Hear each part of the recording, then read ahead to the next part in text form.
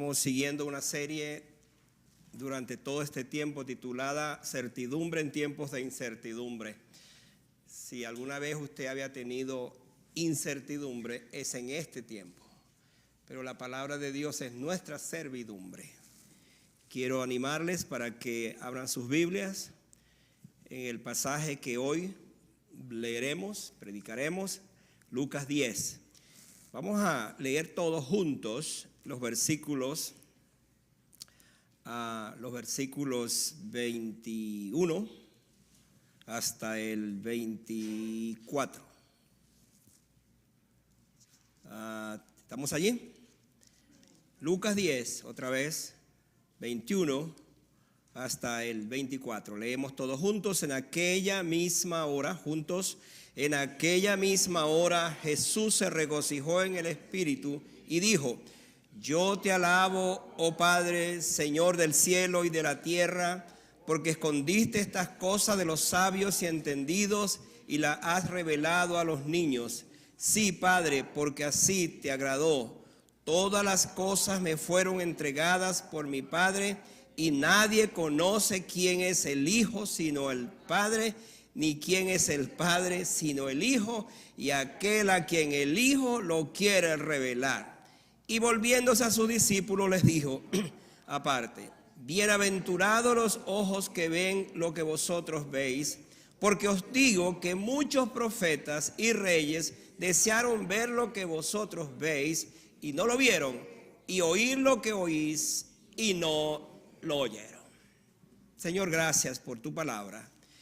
Gracias por este tiempo previo, Señor, donde hemos disfrutado de poder presentarte esta ofrenda de alabanza tan preciosa. Gracias por los hermanos que hacen posible cada domingo, Señor, el esfuerzo que hacen de prepararse y de traer lo mejor para ti. Ahora, Señor, queremos presentarte y traerte también lo mejor de esta palabra en el sentido de su aplicación para nuestras vidas. Gracias porque nos das este tiempo. Oramos para que tú la uses en el nombre de Jesús. Amén. Pueden sentarse, los niños van a sus lugares y nos quedamos entonces aquí, el resto de los hermanos, para participar de este tiempo que lo dedicamos a nuestro Señor. Bienvenidos, bienvenidos. Me alegra verles otra vez. El domingo no les vi porque no estaba aquí, pero les veo hoy. Es lindo verles. Bienvenidos los hermanos que siempre se conectan con nosotros desde otras partes. Y qué bueno es que podamos estar aquí juntos. Lucas, el célebre, maravilloso, extraordinario escritor, Lucas, dijo estas palabras: En aquella misma hora Jesús se regocijó en el Espíritu. Yo quiero que usted capture ese pensamiento porque nos da la razón de nuestro texto, de nuestro tema, quiero decir, nuestro título, el gozo de Jesús. Así de simple. Vamos a hablar del gozo de Jesús. Se ha dicho que este texto pudiera ser uno de los textos más sublimes, escuche esta palabra, más sublimes del Nuevo Testamento. La verdad es que cuando yo leí eso de algunos autores dije, ¿por qué? Se ha dicho eso. Pudiera ser el texto más sublime del Nuevo Testamento y de la Biblia. No se trata de una simple alegría humana, aquí viene el asunto, sino de un regocijo espiritual pleno y santo manifestado en el Espíritu. Porque el pasaje comienza diciendo: Jesús se regocijó en el Espíritu. Hermanos, muchos de nosotros nos regocijamos en la carne, pero no en el Espíritu. Así que contrario a lo que muchas veces tiene que ver con nuestro gozo, Jesús se regocija y se regocijó y se regocijará por siempre en el Espíritu. De hecho, no solo es la alegría de Jesús, y a esto hace aún más interesante el texto, sino que es el gozo, es la alegría de la Trinidad. Otra vez, vea el texto, porque nos va a sorprender lo que Jesús dice allí. Dice allí en la palabra que Jesús se regocijó en espíritu, en el Espíritu Santo, Pero luego dice, te alabo Padre. O sea, estaba allí literalmente la Trinidad en esa alabanza. Debe ponerlo en perspectiva para decirles y decirnos esta tarde que el gozo de Jesús es el gozo del Espíritu Santo, que el gozo del Espíritu Santo es el gozo del Padre y que el gozo del Padre es el gozo del Hijo. Por lo tanto, estamos en presencia del gozo de toda la divinidad. En ese momento, Jesús se gozó en el Espíritu. La alegría de Jesús está vinculada directamente a la obra y a la voluntad de Dios. Es lo que quiero que usted esta tarde capture en estos pensamientos. Está íntimamente relacionada con la voluntad del Padre. Esto, dicho de otra manera, si mi gozo, su gozo, no tiene que ver con el gozo de la voluntad de Dios, ese gozo es pasajero, es efímero, es un gozo del mundo. Ahora, hermanos, la verdad de este texto es que se dice que es la única vez que Jesús se gozó, se goza. Es posible que hayan otras partes, pero en este texto y esto que registra Juan, a Lucas quiero decir, pareciera ser la única vez cuando Jesús se gozó. Ahora, esto si lo contrastamos con las veces que Jesús lloró, tenemos 3 textos en la Biblia donde Jesús lloró. Ahora, ¿por qué traigo eso a colación y por qué pongo este contraste? Porque frente a ese gozo que va a expresar y las razones que vamos a hablar ahora, Jesús lloró 3 veces. Acuérdense que Jesús lloró cuando su amigo Lázaro murió. Ahí el texto dice que es uno de los más cortos de la Biblia, dice Jesús lloró. Pero no solamente Jesús lloró allí, sino que cuando iba a Jerusalén, entró a Jerusalén, a lo que iba a ser su última semana, dice que él lloró sobre la ciudad, al ver lo que le venía a la ciudad. En el año, posteriormente a lo que él dijo, Jerusalén fue destruida. Y él lloró porque él vislumbró el día cuando esa ciudad iba a ser saqueada y su gente iba a morir. Él lloró sobre la ciudad de Jerusalén. Pero hermanos, yo no sé si usted sabía, Jesús lloró en el Getsemaní. Siempre hablamos de que él oró, pero Jesús lloró en el Getsemaní. Si usted quiere buscar en la Biblia, ve allí Hebreos 5:7. Dice que él lloró. Y hermano, esto es de las cosas que nos pegan muy hondamente, nos tocan muy de cerca. Ver a Jesús llorar porque él sabía lo que venía. Su dolor fue muy grande. Y por eso es que Lucas registra ese momento. Como médico al fin registra que su sudor fuera como grandes gotas de sangre. Él estaba llorando por el horror de la cruz, pero más que el horror de la cruz es porque la ira de Dios venía sobre él. Entonces, frente a esto, y en efecto, cuando él va a la cruz y muere, una de las palabras donde percibimos el dolor y el lloro de Jesús, las lágrimas de Jesús, es cuando él dijo, Dios mío, ¿por qué me has desamparado? Es la expresión más conmovedora de las lágrimas y el dolor de Jesús.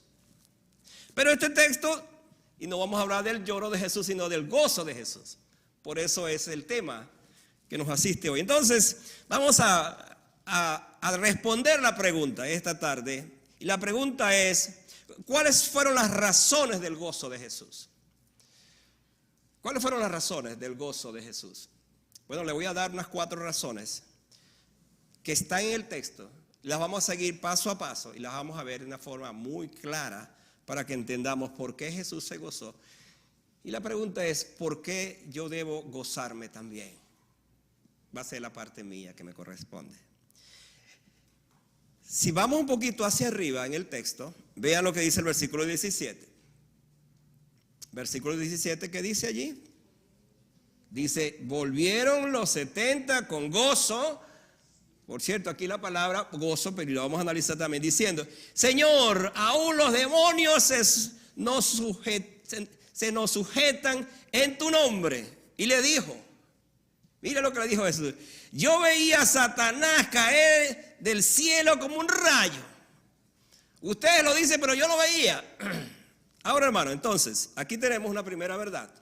La primera verdad es que el gozo de Jesús es por la salvación del perdido. La salvación del perdido produce gozo en Jesús. Esto es maravilloso, hermanos, porque cuando hablamos precisamente de esto, nos damos cuenta el interés que tiene Jesús en los salvados. Vamos a verlo de esta manera. Esta tarde Jesús ve esta iglesia y se goza con usted que está aquí porque ha sido salvado. Esto, hermano, tiene que decir, gracias Señor, porque en tanto perdido aquí hay un grupo de hermanos salvados. Hoy voy a tocarle fibras muy íntimas para saber si usted es salvado sobre este texto que estamos considerando. Si alguien vio un mundo perdido fue el Señor. Los hombres bajo la opresión del pecado y del diablo conmovió a Jesús porque él sabía que eran como ovejas que no tienen pastor. Él observó la obstinada ceguera de incredulidad de la inmensa mayoría de aquellos entre quienes ministraba. Pero cuando oyó que unos pobres hombres y mujeres recibían las buenas nuevas de estos 70, que dicho sea de paso ya había enviado a los 12, pero ahora habla de los 70, ese fue el mensaje que el pastor Cristian nos trajo la semana pasada. Ahora vemos algo extraordinario, y es el hecho de que él ve entonces, o vio como estos hombres oprimidos por Satanás definitivamente fueron liberados. Pues cuando él dice, yo veía a Satanás como caía, es una forma de decir, Satanás fue derrotado por estos 70 cuando fueron a predicar. Entonces esto le produjo gozo al Señor en su corazón. Pero debemos entender que su gozo entonces fue mayor porque Jesús vio la caída del Satanás. Vio cuando Satanás estaba en ese momento derrotado, fue derrotado. Y hermano, le tengo una buena noticia. Creo que es la noticia que nos habla la Biblia. Es verdad que Satanás todavía tiene poder. Es verdad que Satanás a veces lo zarandea, lo tienta y usted cae. Pero le tengo la buena noticia que Satanás ya ha sido un enemigo y es un enemigo derrotado. Le aguarda, ayer estudiamos eso en el seminario, en el instituto, estudiando Apocalipsis, que en el capítulo 20 nos dice que entonces él está esperando, él sabe que llegará el día cuando será lanzado en el lago de fuego y azufre que arde para siempre. Él será el primero que va a inaugurar el infierno juntamente con el falso profeta y el anticristo. Serán ellos los que van a inaugurar eso. Y por supuesto, y lamentablemente los incrédulos, aquellos que por su condición decidieron también perderse. Este texto nos hace entonces, o nos lleva a la pregunta a nosotros, ¿cuál es nuestro gozo? ¿Cuál es el motivo de nuestro gozo? Si su gozo no viene por hacer la voluntad del Señor como lo hizo Jesús, ese gozo es un gozo del mundo. Yo debo revisar entonces mi gozo. Yo debo revisar qué tipo de gozo tengo. La multitud que camina por el ancho camino de la perdición, pero luego lo vemos caminar por la puerta angosta por su salvación, debe ser ese mi gozo. Yo debo gozarme cuando veo que alguien conoce a Cristo como mi Salvador, como su Salvador. Yo debo gozarme por eso. Yo debo gozarme por un familiar que conoció a Cristo, por un amigo que conoció a Cristo. Ese tiene que ser mi gozo. Pero si no es ese mi gozo y es otro mi gozo, entonces tengo que revisar. Porque ese gozo no es conforme a la palabra del Señor. ¿Acaso no dice la Biblia que hay gozo en el cielo cuando un pecador se arrepiente? Ese va a ser el mensaje de los próximos domingos que vamos a tocar con el pastor Cristian y yo. Pero hermano, la salvación, otro aspecto en este sentido, la salvación del creyente también es motivo de gozo. Ahora déjeme ponerlo en paralelo.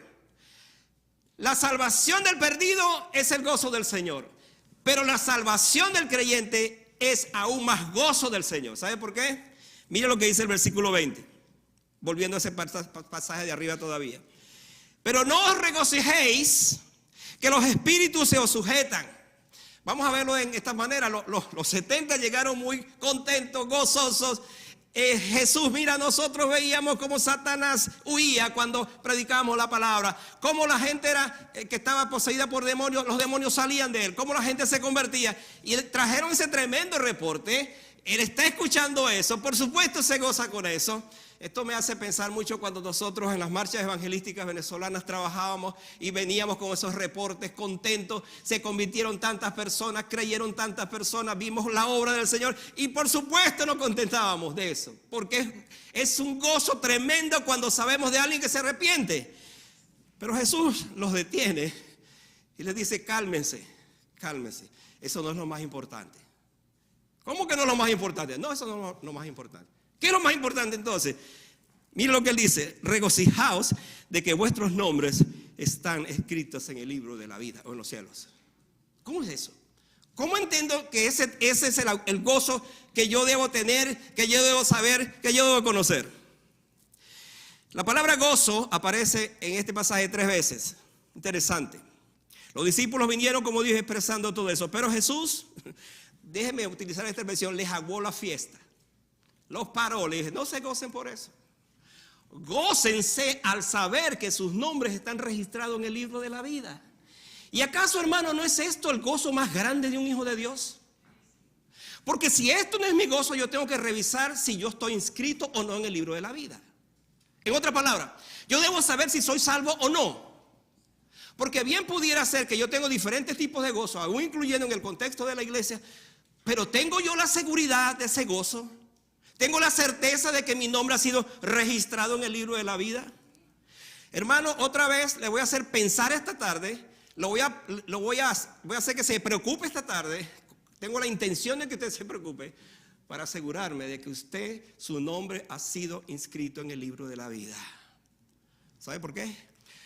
Porque pudiera ser que usted esté en la iglesia, viene a la iglesia, asiste a la iglesia, pero usted nunca ha sido salvo. Así que, hermano, tengo la intención esta tarde de preocuparlo intencionalmente para que usted sepa y diga, pero ¿qué está pasando aquí? No se asusten. Lo que quiero es que usted piense en lo que voy a decir esta tarde. Jesús, otra vez, había visto la caída de Satanás de los cielos y su derrota en el trabajo evangelístico, mientras sus discípulos a ellos les promete un lugar especial. Y esto muestra, me llamó la atención este estudio, que ellos ganaron, escuche esta frase, ellos ganaron el sitio de donde Satanás salió del cielo. Voy a explicarlo otra vez. Jesús le dice, no se gocen otra cosa, sino que su nombre ha sido inscrito en la vida, en el libro de la vida o en el cielo. De allí donde yo saqué a Satanás, ustedes ahora están allí o van ahí. Satanás salió del cielo con todos sus secuaces, todos los ángeles caídos. Pero ahora ustedes están reemplazando, por razón de la misma salvación, están reemplazando a aquel que estuvo en ese lugar. Y hermano, esto es tremendo porque entonces nos hace pensar que este debe ser el gozo verdadero de un creyente. Le voy a hacer 2 preguntas o 3 preguntas otra vez para que piense. ¿Tiene usted ese regocijo? ¿Está seguro de que su nombre está inscrito en el libro de la vida? ¿Es usted salvo? Son preguntas que nos hacemos. ¿Sabe por qué? Porque yo tengo que tener cada vez más la certeza de que verdaderamente yo soy salvo. Porque si yo no tengo esa seguridad de que soy salvo, entonces yo estoy mal y no estoy seguro. Y si no estoy seguro, entonces al final no sé qué va a pasar con mi vida. Así pues, esto me lleva a otra consideración. ¿Cuál es la razón del gozo de Jesús? Bueno, en segundo lugar, la revelación del Padre. La revelación del Padre le produjo gozo a Jesús. ¿Qué significa esto? Vayan ahora al versículo 21, el pasaje que estamos leyendo. Dice, en aquella misma hora Jesús se regocijó en el Espíritu y dijo, aquí viene, yo te alabo, oh Padre, Señor del cielo y de la tierra, porque escondiste estas cosas de los sabios y entendidos y las has revelado a los niños. Y escucha esta frase, sí, Padre, porque así te agradó. Ahora, voy a cambiar un poco el tono para decirle que si usted está dentro de esta consideración que Jesús dijo, usted debe decir esta tarde, gracias Señor por este mensaje, porque este mensaje me afirma cada vez más que yo soy tu hijo, que te pertenezco. No por mi propio capricho, sino por lo que tú has hecho. Y voy a tratar de explicar esto. Una de las figuras más impresionantes para el hombre y la mujer al acercarse a Dios y adorarlo es ver al propio Hijo Jesucristo alabando a su propio Padre. Yo me puse a pensar esta semana, ¿cómo explicar este texto?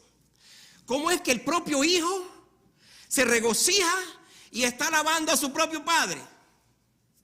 Pienso a veces, por ejemplo, en el contexto de la familia, cuando nosotros, siendo hijos, comenzamos a alabar a nuestros padres, a reconocerlos por lo que ellos son, lo que ellos hacen.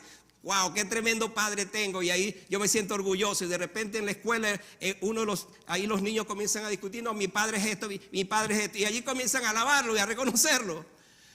Pues aquí tenemos al Hijo de Dios, a Jesucristo, alabando a su propio Padre, reconociéndolo.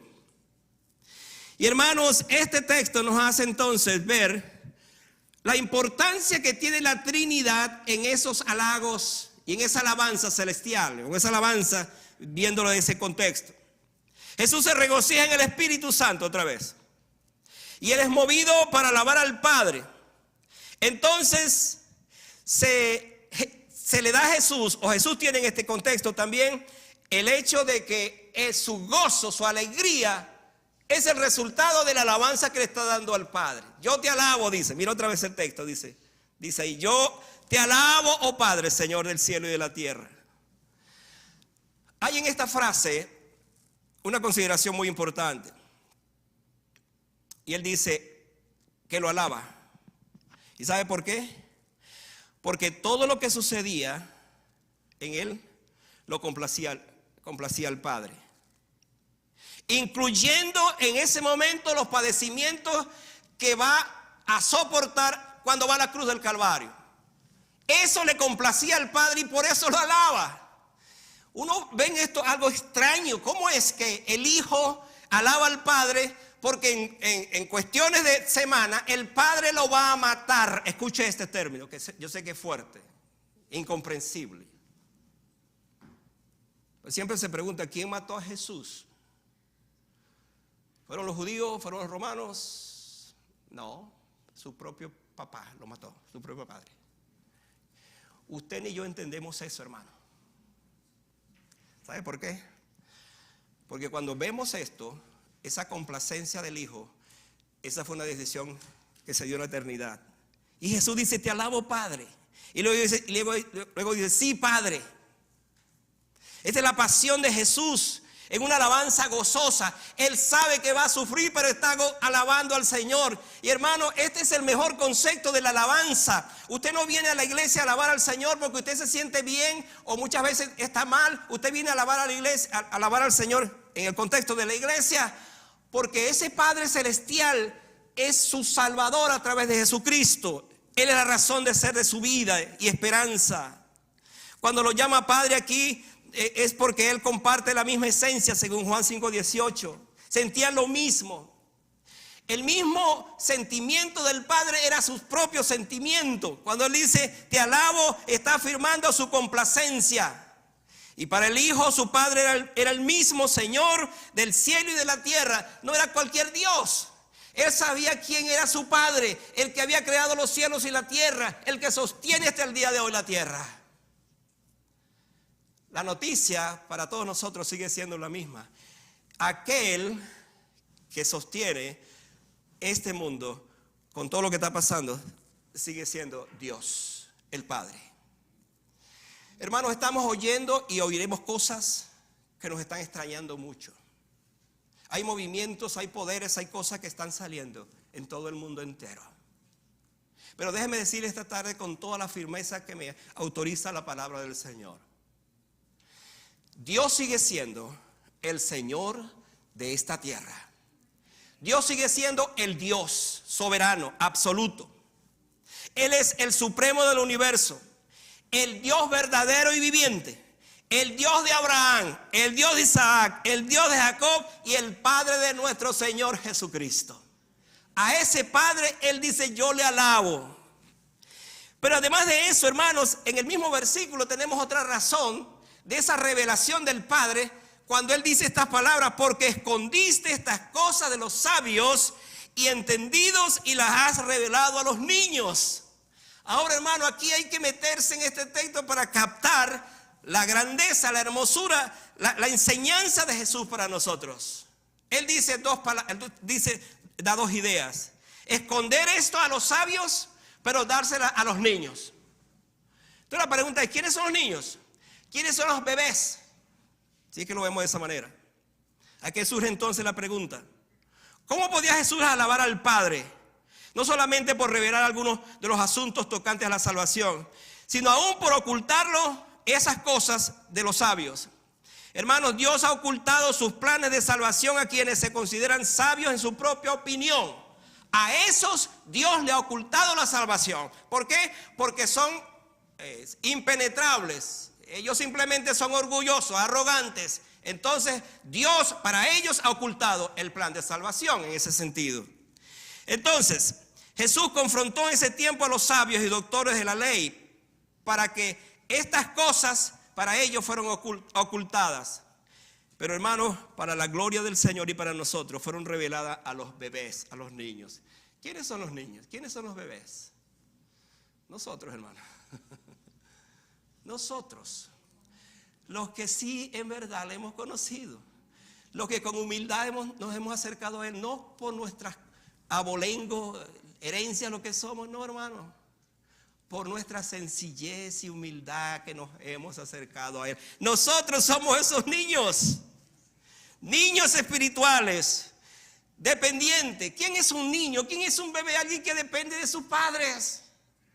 Alguien que en su ternura, en su manera de ser, es eso, esa es su naturaleza. Pues Jesús les dice que estas verdades fueron ocultadas para aquellos sabios, aquellos que se consideran que no tienen necesidad de salvación.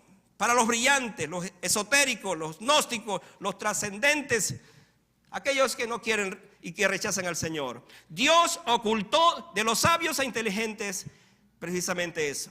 Entonces los sabios y los niños es una manera de presentarnos un contraste entre quienes viven para este mundo y quienes vivimos para el Señor. Hermanos, en esta hora, el mundo, cuando hablo en estos términos, hablo de la cantidad de gente que están en tantos lugares, menos buscando conocer al Señor. Cada vez más se alejan del Señor. Pero aquellos hermanos, como usted y como yo, que entendemos que nuestra dependencia en el Señor, la necesidad de eso, nos acercamos al Señor. Como dijo el profeta Isaías 57:15, este pasaje me ha cautivado mucho esta semana. Dice ese texto: porque así dijo el alto, sublime, el que habita la eternidad y cuyo nombre es el Santo. Yo habito en la altura y la santidad. Pero ahora escuche esto, por favor, escúchemelo bien.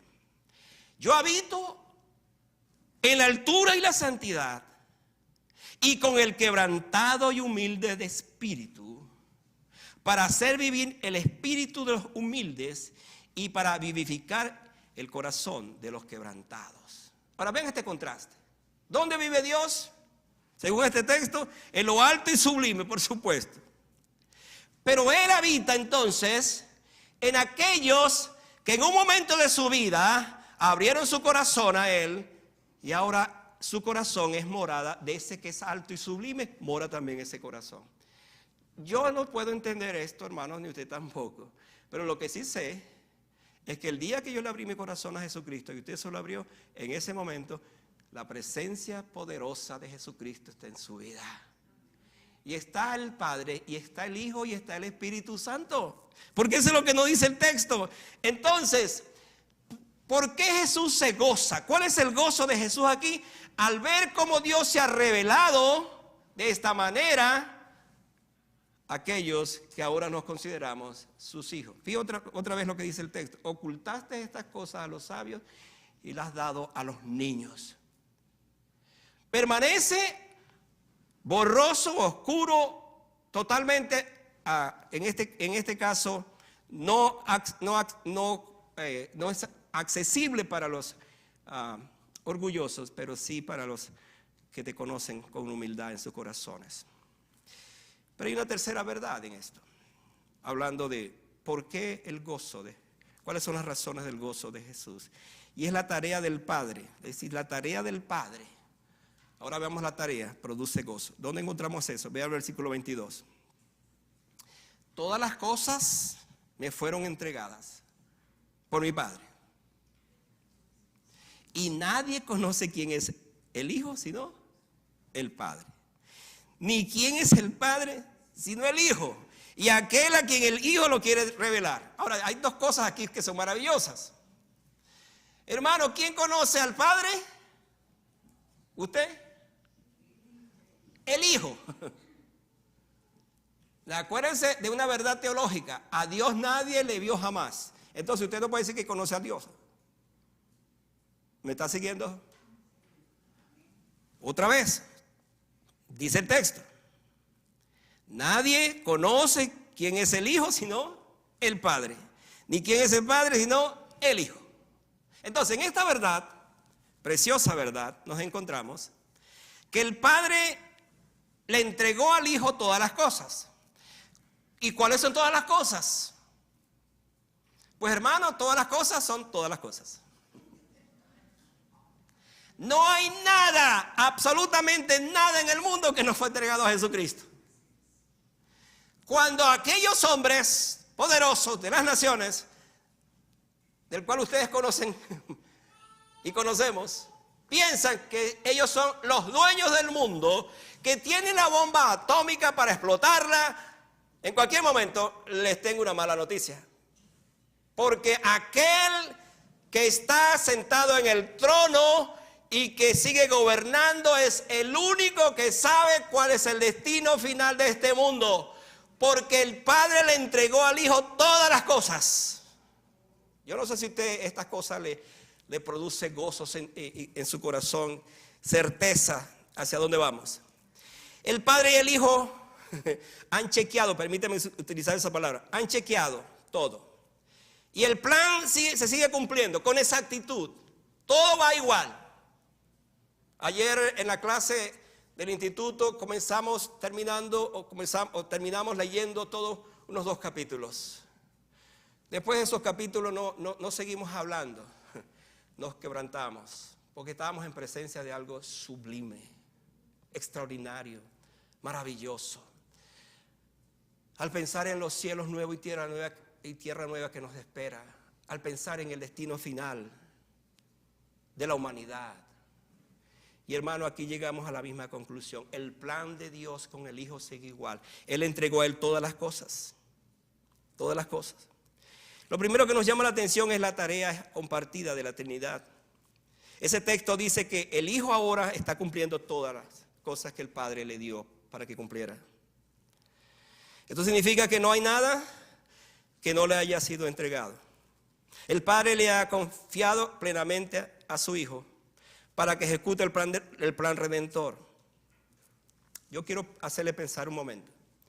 ¿Qué hubiese pasado si Jesús no hubiese cumplido con el plan de su Padre? Piensa un poquito en eso. Miren, nosotros los seres humanos somos especialistas en no cumplir las órdenes de nuestros padres, ¿o no es así? Nuestros padres nos mandaron a hacer una cosa y hacíamos otra, y veníamos con un cuento distinto. Y allí nos excusábamos: no, papá, porque estaba haciendo esto y lo otro. Desobediencia se llama eso.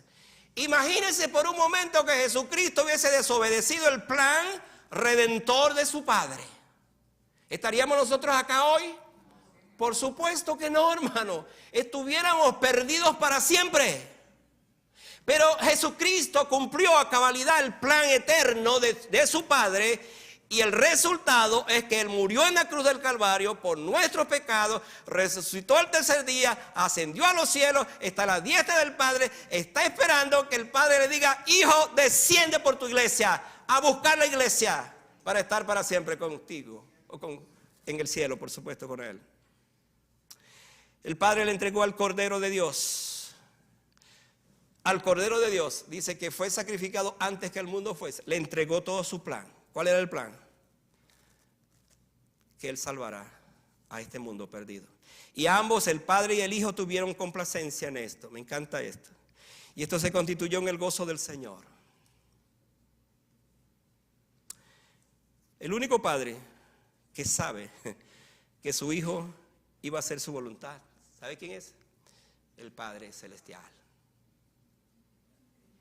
El único Padre que sabía que su Hijo iba a hacer su voluntad es el Padre Celestial. Y el único Hijo que sabía que iba a hacer la voluntad de su Padre se llama Jesucristo. Entonces, frente a esto, nos encontramos con esta verdad. Ahora, la otra parte dice que el Hijo es quien revela al Padre a los demás.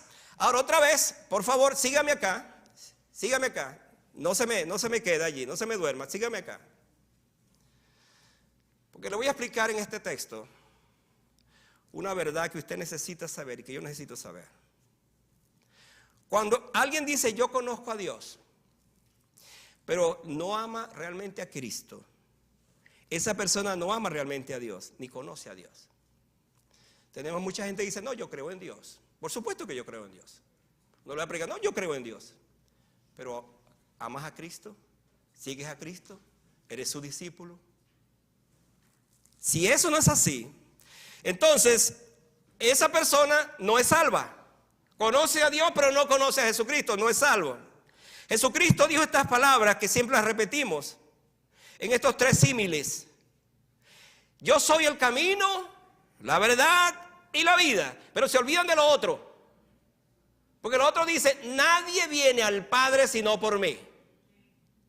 Entonces, cuando entendemos esto en el texto, estamos descubriendo, estamos diciendo, pero esta es la conexión. Yo no puedo conocer a Dios a través de Jesucristo.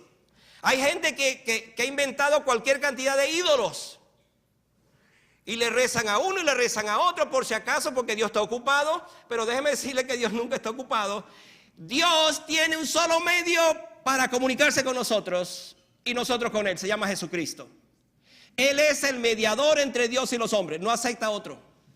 Es más, meter a otro mediador es una blasfemia delante de Dios. Porque el único mediador entre Dios y los hombres se llama Jesucristo. Este es un texto que necesitamos digerirlo detenidamente.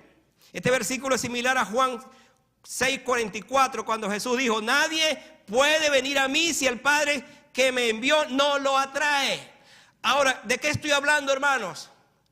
Que en este asunto de la salvación, usted necesita conocer que Dios, que fue atraído a Dios por medio de Jesucristo.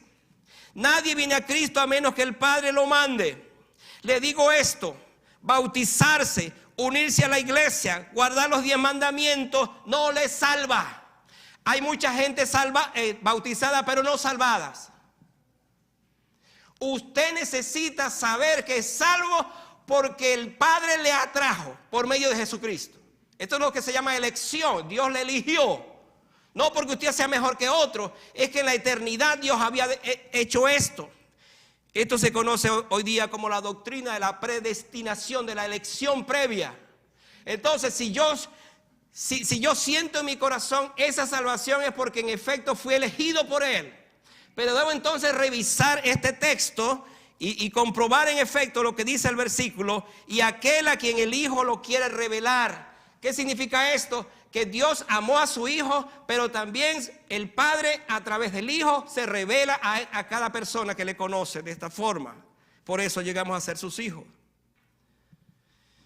Nadie viene a Cristo a menos que el Padre lo mande. ¿Es usted salvo? Somos salvos solo cuando Dios nos atrae a sí mismo por medio del Espíritu Santo, a través de Jesucristo y el poder del Evangelio. ¿Cuál es mi intención esta tarde al revelar este texto?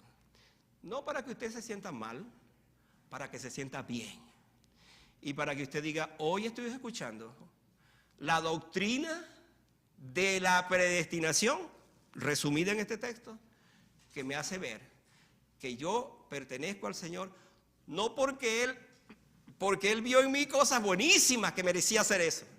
No, es porque vio que a través de Jesucristo podía conocerle y ser salvo. Por esa razón estamos acá. Bueno, hermano, tengo que terminar. Hay una última razón. ¿Cuál es la última razón? El privilegio de los santos le produce gozo, hermanos. ¿Dónde encontramos eso? Mira lo que dice el versículo 23. Bienaventurados los ojos que ven lo que vosotros veis. Ese versículo es maravilloso, porque además sigue diciendo el versículo que estamos leyendo, ese versículo 23, la otra parte, dice el 24, porque os digo que muchos profetas y reyes desearon ver lo que vosotros veis y no lo vieron, y oír lo que oís y no lo oyeron.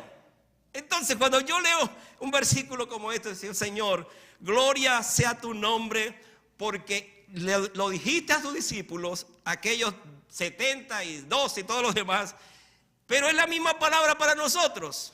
Voy a explicarlo de esta forma, por favor, escúcheme.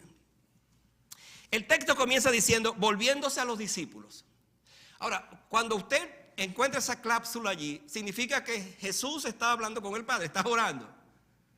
Por cierto, yo no sé si usted sabía que la mayoría de las veces de la oración de Jesús era puesto de en pie y con las manos hacia arriba. En varias ocasiones lo encontraron sus discípulos arrodillados, pero esta era una manera de orar de Jesús.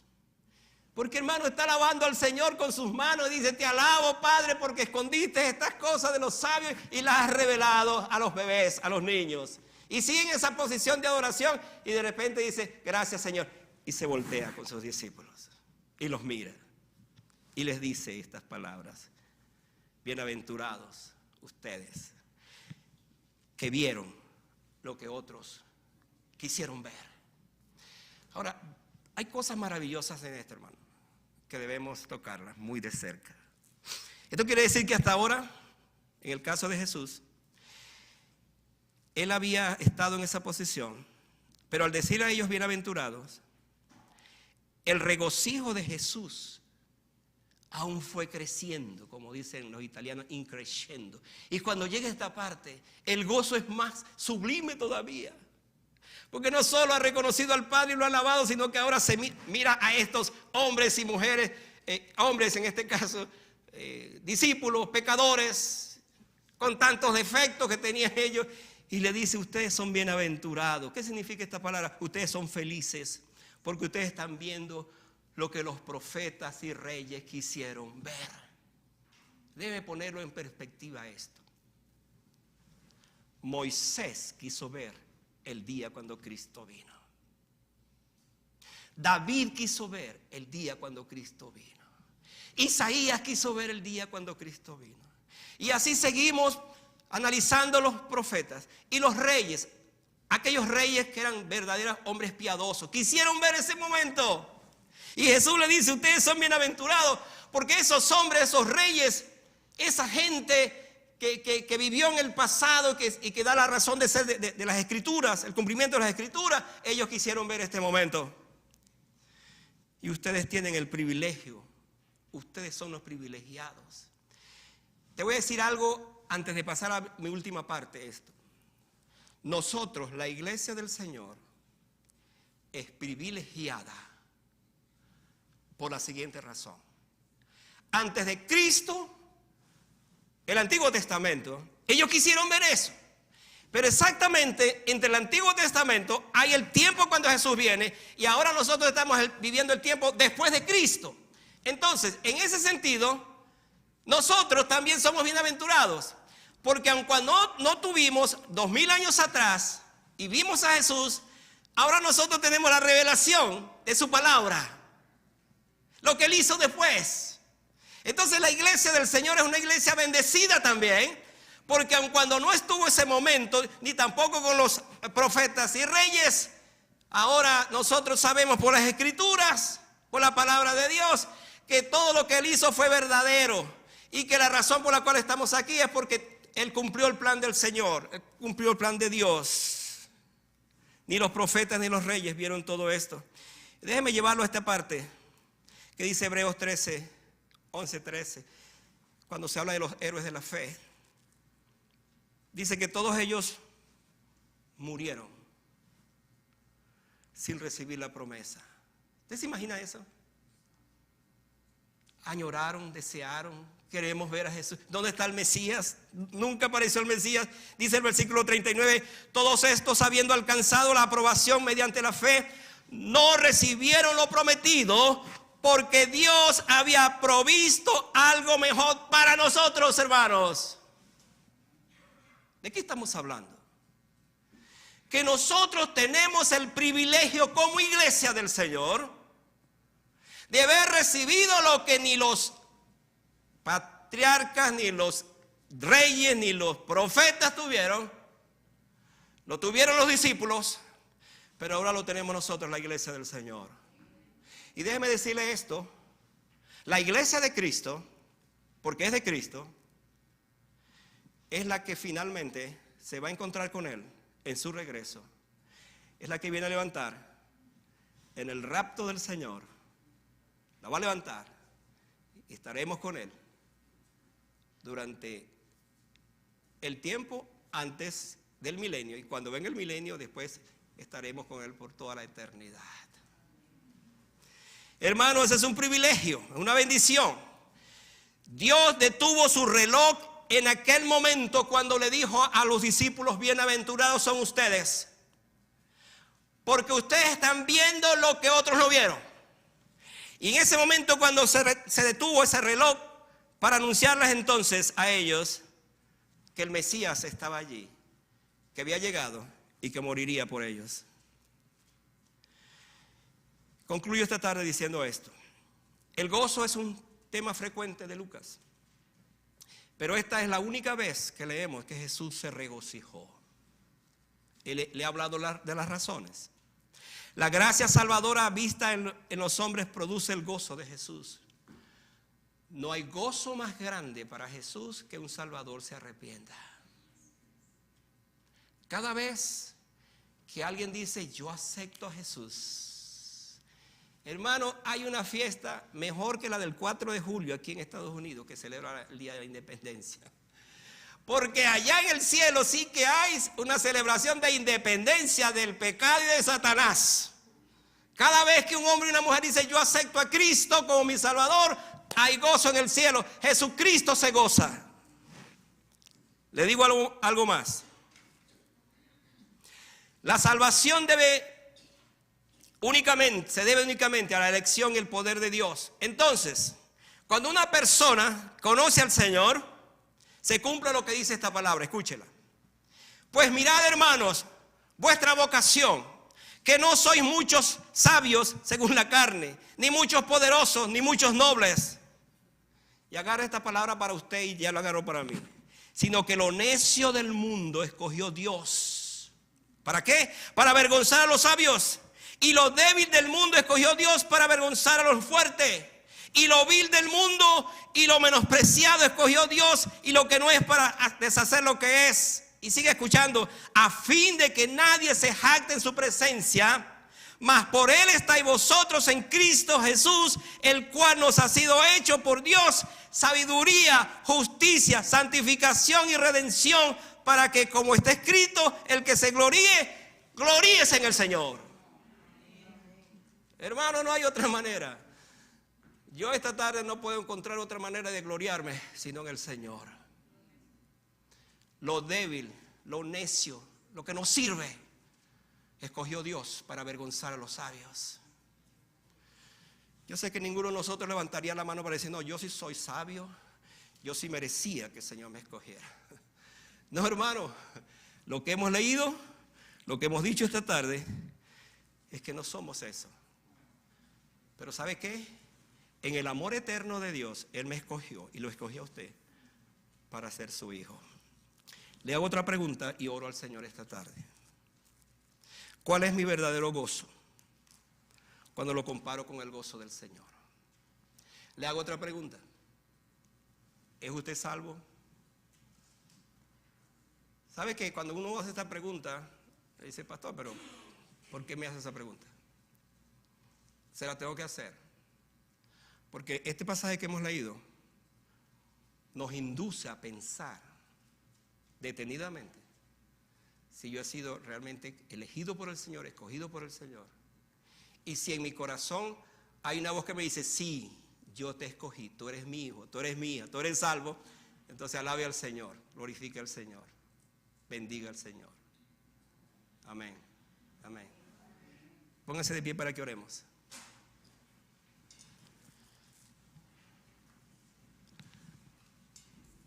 En aquel día, dice el texto, Jesús se regocijó en el Espíritu.